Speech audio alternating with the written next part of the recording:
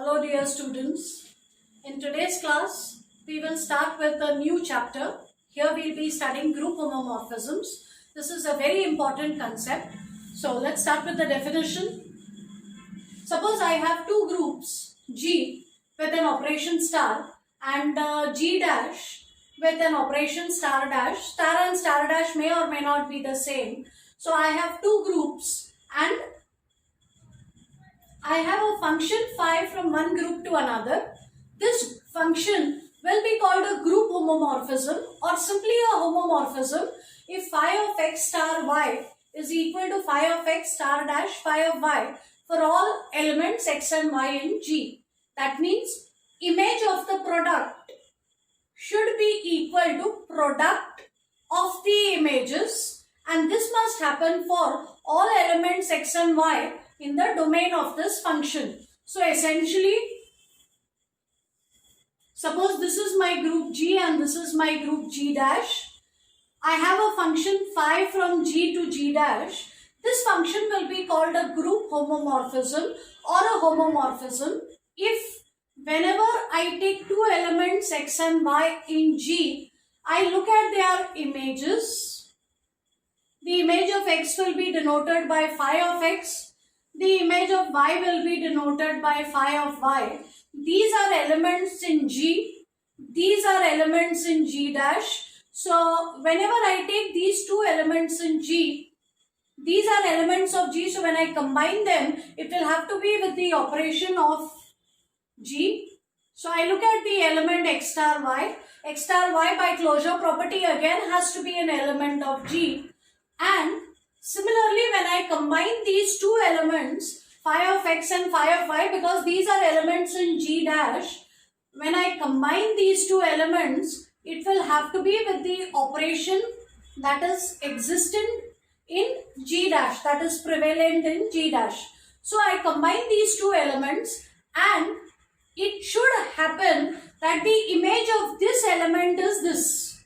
So image of x star y should be exactly this element. If this happens for all elements x and y in the group, then this function will be called a group homomorphism or simply a homomorphism. So the best way to understand the definition is to look at examples, and we are going to look at plenty of examples because, as I mentioned, this is an important concept. So let's begin with the first example. By the way, I must mention over here that whenever the context is clear, I will simply write phi of xy equal to phi of x times phi of y. The context will make it clear whether I am combining elements of G or I am combining elements of G dash. So accordingly, you should be able to put the operation in between. So here between x and y, you must use the operation of G, and between phi of x and phi of y, we must use the operation of G dash. So this is just for ease of writing the entire expression. Let's start with example 1. Let G be any group and let's look at the identity function on G. So let phi from G to G be defined by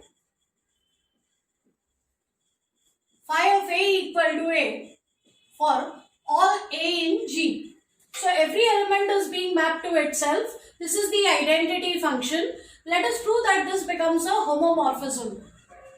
So we begin with two arbitrary elements in the domain. Let x and y belong to G. Let's find out their images. It's the identity map. So phi of x will be x and phi of y will be equal to y. Now look at phi of x into y. Image of any element is the same element because this is the identity map. So image of xy will be xy. But in place of x, I can write phi of x. And in place of y, I can write phi of y. So this will be phi of x times phi of y. So image of the product is equal to product of the images. And this is true for all x and y in G. Therefore, this function is a homomorphism. Let's look at some more examples.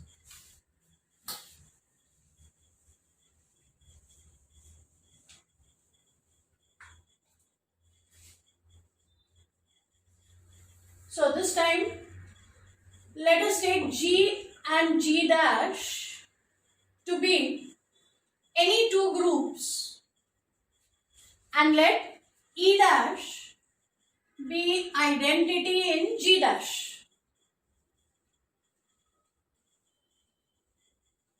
Let us define a function phi from G to G dash by phi of A equal to E dash for all A in G.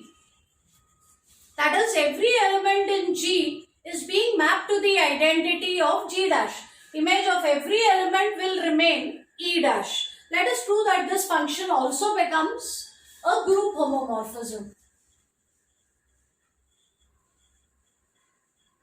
So, as usual, we will begin with two arbitrary elements in the domain of the function, which is G.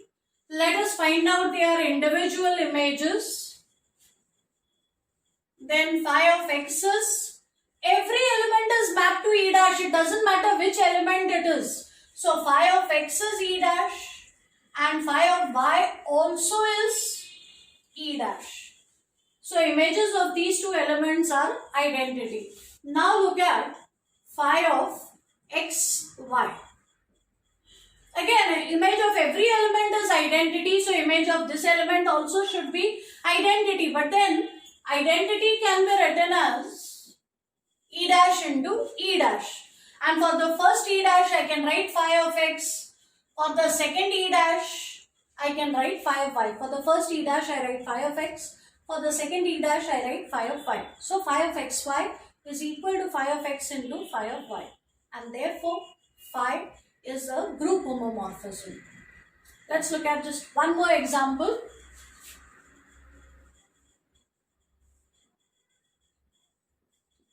Take n to be any natural number and let us define a function phi from the set of integers to the set of nz, all multiples of n. Both are groups with respect to addition of integers. So define a function from this group to this group by phi of x. I just want to illustrate that the formula can be given in terms of x, a. The notation that we use here is not very important. So phi of x equal to n times x for all integers. I would like to prove that this also becomes a group homomorphism. So firstly, let us begin with two arbitrary elements of the domain. Then let's calculate phi of x and phi of y. Phi of x will be n times x and similarly phi of y will be equal to n times y. Now here I am not working with general examples of groups. I am looking at specific groups. So we also need to keep in mind what is the group operation here. In both the domain as well as the codomain group, the operation is addition of integers. So when I combine the elements x and y, it will be with the operation that is there in the domain, which is addition.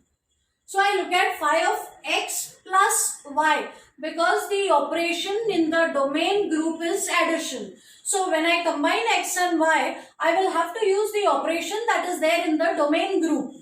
So look at phi of x plus y. Again, by definition, image of any element is n times that element. So image of this element will be n times x plus y. And that is equal to nx plus ny. But nx is phi of x, ny is phi of y.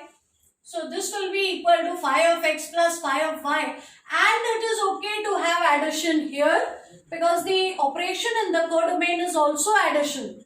So image of the sum is equal to sum of the images. Now I am saying sum because I am dealing with a specific example where the group operation is addition. So the property is satisfied for all elements x and y in the domain. Hence, this is also an example of a group homomorphism. That's all for now. In the next lecture, we will look at some more examples of homomorphisms. Thank you.